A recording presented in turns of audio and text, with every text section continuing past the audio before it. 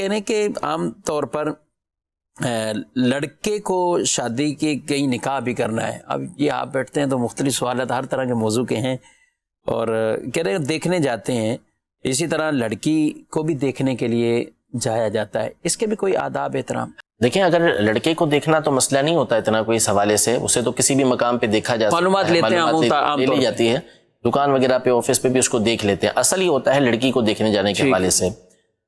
تو اب وہ پوچھتے ہیں کہ لڑکا اسے دیکھ سکتا ہے یا نہیں دیکھ سکتا. تو دیکھیں شریعت نے اس بات کی تو اجازت دی ہے کہ ایک مرتبہ محارم کی موجودگی میں وہ اسے دیکھ لے. ٹھیک ہے, تاکہ آئندہ زندگی اس نے اس کے ساتھ گزارنی ہے تو ایک دفعہ اس نے دیکھ لیا, اس بات کی اجازت دی گئی ہے کہ اجازت ہے. لیکن ہمارے یہاں تو بالکل ہی سسٹم ہی جدا ہے نا.